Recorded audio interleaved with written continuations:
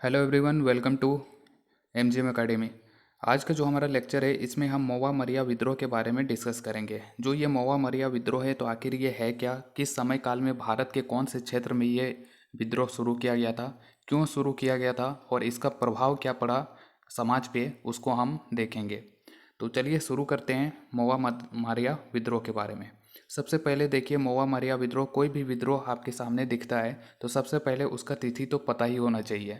तो तिथि याद रखिए, मौवा मारिया विद्रोह जो है 1769 ईस्वी यानी कि 1769 में शुरू हुआ था और 1799 ईस्वी तक ये विद्रोह चला था। कौन सा क्षेत्र में हुआ था, भारत का कौन सा भाग है जहाँ पे ये विद्रोह हुआ था? तो भारत का जो असम राज्य है, तो असम राज्य में अहोम राजाओं के द्वारा शासन किया जाता था। बांग्लादेश का जो पूर्वी हिस्सा है, उत्तर पूर्वी हिस्सा, तो वो जो है असम क्षेत्र में आता था। उस टाइम पे तो बांग्लादेश बना ही नहीं था, तो वो पूरा रीजन जो है असम के तहत आता था। तो उसी असम क्षेत्र में जो है ये मौवा मारिया विद्रोह शुरू किया गया था। अब सवाल आता है कि ये तिथि हो गया और तिथि के बाद जो है क्षेत्र भी पता चल गया, तो उस क्षेत्र में किसके द्वारा ये विद्रोह किया गया था? तो जो असम क्षेत्र है तो वहाँ पे जो है ये जो मौवा मारिया है तो ये एक किसान वर्ग हुआ करता था। जैसे समाज दो वर्गों में विभाजित था, उच्च वर्ग एक है, निम्न वर्ग। तो ये जो किसान है तो ये निम्न जाति के तहत आते थे। निम्न जाति के किसान थे ये मौवा मारिया, और इन्हीं के द्वारा ये विद्रोह को अंजाम दिया गया था। दरअसल जो अहम साम्राज्य था, मतलब कि असम क्षेत्र में जिन राजाओं के द्वारा शासन किया जाता था, तो उस टाइम पे जो है समाज दो भाग में विभाजित था, उच्च जाति एक निम्न जाति। उच्च जाति में राजा के परिवार से लोग आते थे, और जो पुजारी वर्ग हो गया, ब्राह्मण वगैरह जो हैं, तो वो उच्च जाति में आते थे। और वहीं पे जो निम्न जाति में जैसे कि ये किसान आते थे, ठीक है। तो इन्हीं के द्वारा ये विद्रोह शुरू किया गया था। बेसिकली ये जो मौवा मरिया नाम के जो ये निम्न जाति के जो किसान थे, ये अनिरुद्ध देव की शिक्षाओं का पालन करते थे। अनिरुद्ध देव जो कि असम में बहुत ही लोकप्रिय हैं, ये एक वैष्णव संत है। असम में खास करके बहुत ही मतलब कि फेमस है अनिरुद्ध देव। इनका ये मानना था कि जो ये निम्न जाति के लोग हैं तो इनको भी जो है इक्वल राइट यानी कि समान अधिकार मिलना चाहिए उच्च जाति के लोगों के समान, ताकि मतलब कि ये जो है निम्न जाति और उच्च जाति दोनों जो है एक साथ घुल मिल के रहें, तो समाज में जो है सौहार्दपूर्ण तरीके से रह सकते हैं। तो इसी के कारण से अनिरुद्ध देव जो है असम में बहुत ज़्यादा फेमस है, क्योंकि ये जो है निम्न जाति के सपोर्टर थे। मतलब कि ये हमेशा निम्न जाति के खिलाफ आवाज़ बुलंद करके कहते थे कि इनको भी इक्वल राइट मिलना चाहिए, ताकि ये समाज में घुल मिलकर एक साथ खुशीपूर्वक रह सकें।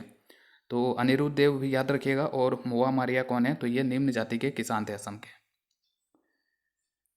इसके बाद देखिए, शुरू ये जो विद्रोह है तो ये शुरू हुआ था मतलब कि 1769 ईस्वी में, ठीक है। किसके विद्रोह खिलाफ किया गया था? तो ये जो है ब्रिटिश सरकार के खिलाफ नहीं किया गया था। भारत में अधिकांश विद्रोह जो आपको दिखेगा तो वो ब्रिटिश सरकार के खिलाफ दिखेगा, लेकिन ये जो मौवा मारिया लोगों के द्वारा जो विद्रोह किया गया था ये ब्रिटिशर्स के खिलाफ नहीं था, बल्कि ये वहाँ के जो अहोम राजा थे, तो अहोम राजा की सत्ता के खिलाफ ये विद्रोह शुरू किया गया था। तो ये राजा के खिलाफ क्यों किया गया? तो ये इसलिए किया गया क्योंकि जो असम क्षेत्र है तो उस टाइम पे मतलब कि वहाँ पे एक सिस्टम चलता था, पाइक सिस्टम, ठीक है, पाइक व्यवस्था। इसमें क्या होता था, अभी मैंने आपको बताया कि जो अहोम साम्राज्य है तो पूरा अहोम सत्ता जो है ये दो भाग में विभाजित था, एक है उच्च वर्ग एक है निम्न वर्ग। और उच्च वर्ग में आ जाता था राजा के परिवार के लोग और पुजारी वर्ग। और निम्न वर्ग में कौन है? तो निम्न वर्ग में वही जो किसान वगैरह है, महुआ मारिया जाति, और भी जाति लोग हैं जो भी छोटे छोटे जाति है, जिनको कि तुच्छ नज़र से देखा जाता है समाज में, वो सारे आते थे। तो इस पाइक सिस्टम के द्वारा क्या होता था, इस पाइक सिस्टम में जो है जो भी उच्च वर्ग के लोग हैं तो उनको मतलब कि इन राजाओं को सैनिक सेवा जो है मतलब कि जो निम्न वर्ग के लोग हैं ना तो उनको ज़बरदस्ती मतलब कि अ, सैनिक सेवा में ले लिया जाता था। मतलब कि जैसे कि उनका इच्छा नहीं है लेकिन फिर भी जो है उनको देना पड़ेगा, मतलब कि ये अहोम राजाओं के लिए काम करना पड़ेगा। तो ये जो है मतलब कि शोषण, एक तरह से हम कह सकते हैं कि शोषण किया जाता था मतलब कि उच्च वर्ग के लोगों के द्वारा, क्योंकि उच्च वर्ग के जो उनके बेटा या जो रिलेटिव हैं तो उनको जो है मतलब कि ऐसा कोई बाध्यकारी नहीं था कि उनको सेवा देना ही पड़ेगा राज्य के लिए। लेकिन जो निम्न जाति के लोग हैं तो उनको ज़बरदस्ती मतलब कि लेबर सर्विस देना पड़ता था और सैनिक सेवा भी देना पड़ता था और हम राज्य के लिए। तो ये तो भेदभाव हो गया, क्योंकि सिर्फ निम्न जाति के लिए ये बाध्यकारी था, उच्च वर्ग के लिए ये बाध्यकारी नहीं था। उनको मतलब कि ये कोई ज़रूरी नहीं है कि काम करना ही पड़ेगा, राज्य के लिए सैनिक सेवा देना ही पड़ेगा। तो ये तो अभी जैसे कि अगर हम देखें तो बड़े बड़े आदमी का जो बेटा बेटी होता है, तो वो क्या सैनिक मतलब कि सैनिक ज्वाइन करते हैं, बहुत ही कम होता है। वो अपना बिजनेस वगैरह, लेकिन जो गांव का लड़का होता है तो वही बॉर्डर पे होता है। तो इसी तरह से उस टाइम पे भी मतलब कि होता था। उस टाइम पे भी जो निम्न जाति के लोग हैं तो उनको ज़बरदस्ती मतलब कि सैनिक में शामिल कर लिया जाता था, और मतलब कि बाध्यकारी था। किसी भी परिवार का एक व्यक्ति को मतलब कि सैनिक सेवा देना ही पड़ता था, ये बाध्यकारी था। तो ये भेदभाव था। तो इसी के कारण से निम्न जाति के जो ये मौआ मारिया जो लोग थे, तो इन्होंने इसी के खिलाफ मतलब कि आवाज़ उठाया था। और बाद में जब ये विद्रोह मतलब कि समाप्त हुआ था ना, तो ये पाइक सिस्टम भी मतलब कि अहोम राज्य से ख़त्म हो गया था। कि ज़बरदस्ती जो ये फोर्स्ड लेबर मतलब कि काम करवाया जाता था निम्न जाति से, तो ये सिस्टम पाइक सिस्टम ख़त्म हो गया था इस विद्रोह के बाद। तो अहोम राजाओं के खिलाफ ये किया गया था। और इस विद्रोह का ये प्रभाव हुआ कि मतलब कि जो अहोम राजाओं का जो सत्ता था, तो अहोम राजाओं का सत्ता को बहुत कमज़ोर कर दिया था। और कोई भी राज्य जो है वो कमज़ोर होता है तो आसपास के जो राज्य हैं तो उनका ये मतलब कि नज़र उस पर हमेशा बना रहता है कि कब वो कमज़ोर पड़े कि हम उस पर अटैक कर दें। तो ये जो विद्रोह है तो इसका परिणाम ये हुआ कि जो अहोम राज्य है, तो इसके द्वारा इतिहास में अगर आप देखेंगे तो इसके द्वारा 500 वर्षों तक असम क्षेत्र में शासन किया गया था।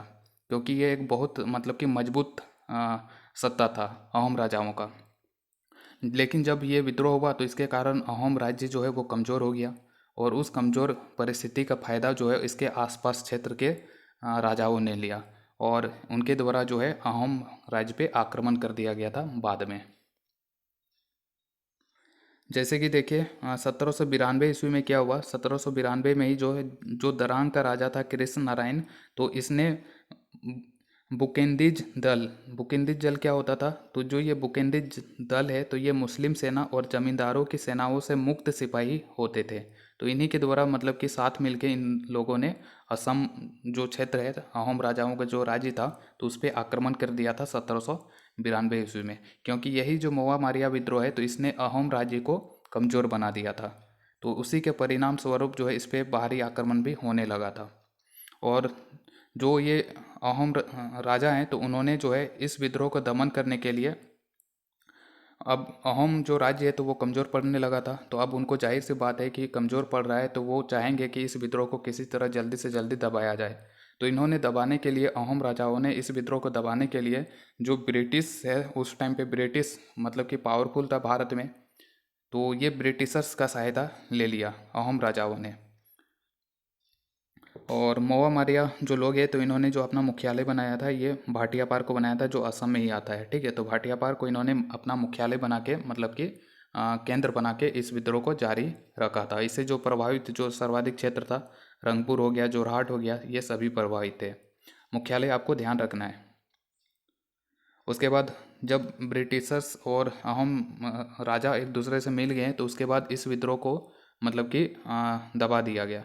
लेकिन इससे क्या हुआ, भले ही ये विद्रोह दब गया लेकिन इसके बाद जो अहोम राज्य था तो वो कमज़ोर हो गया था। और बाद में जो है वर्मा जो उसका पड़ोसी था, तो वर्मा के द्वारा यहाँ पे 1822 में आक्रमण कर दिया जाता है। इसके बाद ही जो है 1824 में जो है मतलब कि 1822 में मतलब कि वर्मा जो है तो ये अहोम राज्य को अपना अधिकार क्षेत्र में ले लेता है। अहोम को मतलब कि अपना उपनिवेश बना लेता है ये वर्मा। और इसी के बाद जो है 1822 में आक्रमण किया गया था वर्मा के द्वारा, मिला लिया गया था अपने क्षेत्र में। और इसके बाद ही जो है 1824 ईस्वी में ब्रिटिशर्स के साथ वर्मा का युद्ध होगा, जिसको कि प्रथम वर्मा युद्ध कहा जाता है। किसके द्वारा, कौन सा अंग्रेज अधिकारी था, तो ये लॉर्ड एमहर्स्ट के द्वारा किया गया था, एम हर्स्ट के द्वारा। इसी के बाद जो है 1826 में जब आपका जो संधि होता है उसको कहा जाता है यान्दबू की संधि। तो 1826 में हुआ था इसी वर्मा, जो पहला वर्मा युद्ध 1824 में हुआ था। इसके बाद ही 1826 में यान्दबू की संधि हुआ था। और फाइनली जो है इस पर ब्रिटिश शासन का आधिपत्य हो जाता है। यानी कि मतलब कि जब बर्मा का युद्ध होगा तो बर्मा का जो है भारत में विलय कर दिया जाता है। जब मतलब कि टोटल ओंगल वर्मा युद्ध जो है बाद में अंग्रेजों और वर्मा का टोटल 3 युद्ध होता है। जो लास्ट वाला युद्ध है, तो लास्ट वाला युद्ध के बाद मतलब कि तीसरा युद्ध के बाद जो है 1885 ईस्वी में जब लॉर्ड डफरिन भारत में मतलब कि गवर्नर जनरल बन के आएगा, तो लॉर्ड डफरिन के समय ही जो है ओंगल वर्मा का तीसरा युद्ध लड़ा गया था, और उसी के बाद वर्मा का जो है भारत में विलय किया गया था। तो ये था जो ये विद्रोह है, तो इसके बारे में ध्यान रखिएगा। माओ मारिया विद्रोह क्या है इसके बारे में। तो आज का वीडियो में नहीं, फिर मिलते हैं अगले वीडियो में। Thank you.